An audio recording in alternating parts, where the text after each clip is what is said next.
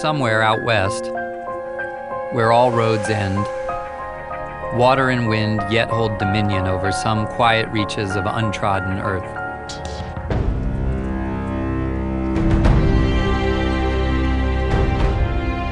These gems of open space, grown more and more rare over the centuries, are the result of nature's conspiracy to create. They are, in fact, artscapes beyond all imagining. Outside the ability of a camera or word to convey, they are places that must be seen to be known, and once known, will never loose their grip over heart and mind. They will draw you back, as long as you live, to the wild places of the earth.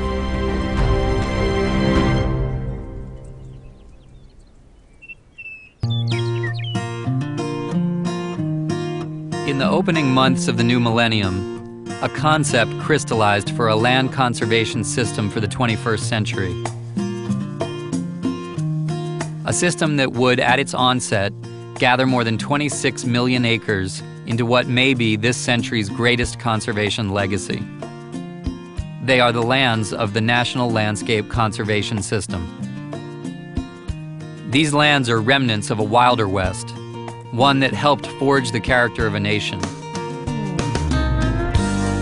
They are remote reaches of rugged landscapes that reveal untold stories of forgotten peoples, places of supreme solitude in a world saturated with phones and Facebook, car horns and stereos, jet planes and jackhammers. These lands help safeguard the continuation of the longest mammal migration in the continental United States. They shelter the fawning of mule deer on flowering meadows and the sleepy winter dens of black bear. They are the staging grounds for the dramatic recovery of the California condor and the elephant seal, back from the brink of extinction. The creation of the system really began with the Grand Staircase Escalante National Monument. Prior to that time, monuments had always been transferred into the National Park Service. But at this point we decided there really was time to establish a conservation mission within the Bureau of Land Management.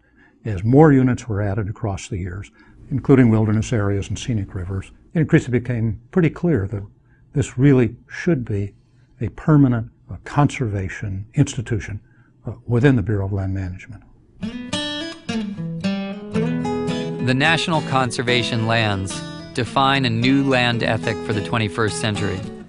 The best description would be, we really don't want to change anything. What we want to do is preserve the essence of the wide open traditional western spaces and the traditional ranching, hunting, fishing uses that have been made of that land. The conservation system creates a model where protection of important landscapes goes hand in hand with protecting traditional uses of the land from increasing pressure for development. There's a place for development. It's just not necessarily this place, and this place is much better suited as a conservation area that allows the public to come out and use it. And if you just allow yourself to sit back and think what this place was like, 100 years ago, 130 years ago, and that it's maintained over the years, still being a cattle ranch, to me, because it's my industry, is really cool. I think what's unique about the National Landscape Conservation System is unlike any of the other systems, it's part of life as it was, life as it is. They're working landscapes. You still have grazing, you still have wide open spaces. It's really the leftover of the Wild Wild West. With this new land ethic, we have the opportunity to experience not just a unique feature of the land, but the landscape as a whole, as it relates to wild creatures, human cultures, and the forces of nature itself. For Agua Fria National Monument in Arizona, rather than setting aside remnant ruins of native cultures, the conservation land system protects an entire landscape full of secrets of an ancient civilization.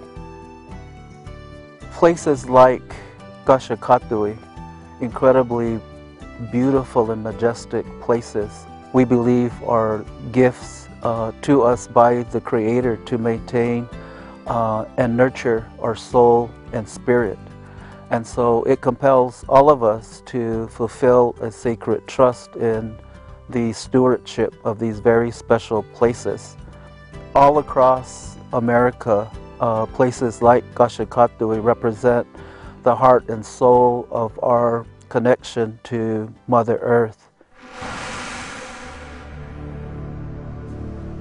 There's always been a sense that there would always be open space in the West, that there was so much land that there would never come a time when you really have to make any decisions about permanent protection.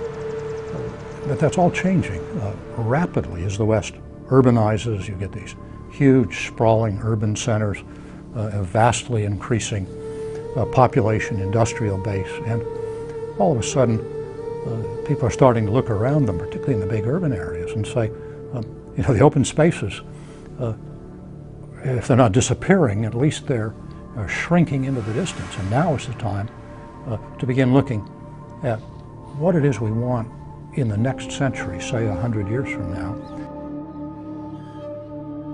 Conservation of these lands came as an answer to important questions posed by the current reality in the United States.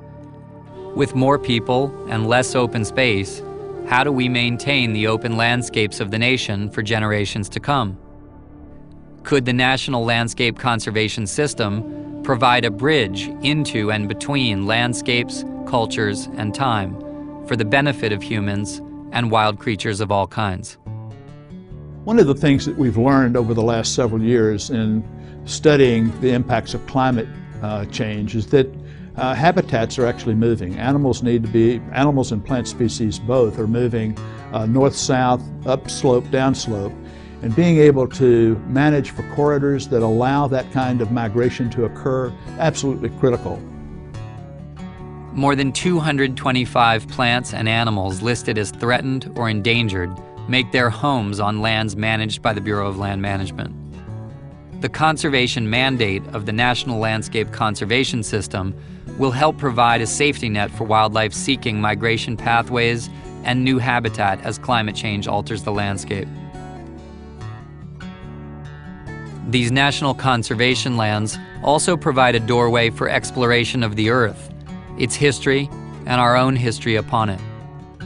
They set aside places like the Mormon Pioneer and Oregon National Historic Trails, which retrace the footsteps of thousands of Americans who long ago sought a new life in the West. They're important in terms of perpetuating the memory, perpetuating our history and our understanding of who we are as a people, where we came from, how the values that evolved were formed based on our interrelationship that we have with the land. And with millions of archaeological sites under the care of the Bureau of Land Management, protection of these important places is critical. These lands hold a wealth beyond measure. They are simultaneously a storehouse for the Earth's record of all that once lived, a haven for the descendants of the past, and a cradle for all the Earth has yet to create. In 2004, 54 million people visited Bureau of Land Management lands. The Bureau rarely develops roads and visitor centers within conservation lands. Instead, the door is open for local communities to create gateways to these special places. In the decade that has passed since the founding of the National Landscape Conservation System, much has been accomplished.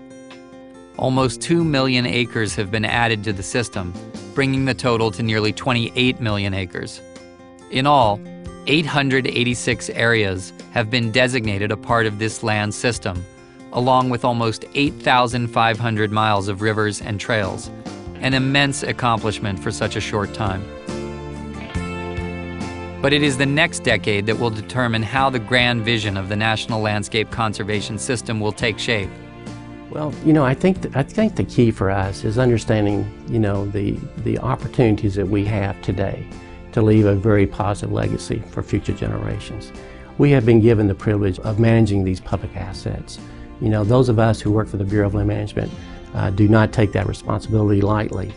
We understand that these units of the National Landscape Conservation System represent the very best of these public lands.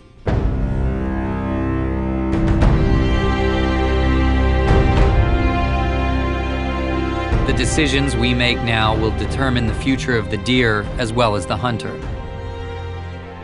the cutthroat trout and the angler, the child on its first exploration into wildlands, and the solitary hiker greeting the dawn on a mountain ridgeline. For the future of the landscape holds the future of us all. We simply need that wild country available to us, even if we never do more than drive to its edge and look in. For it can be a means of reassuring ourselves of our sanity as creatures, a part of the geography of hope.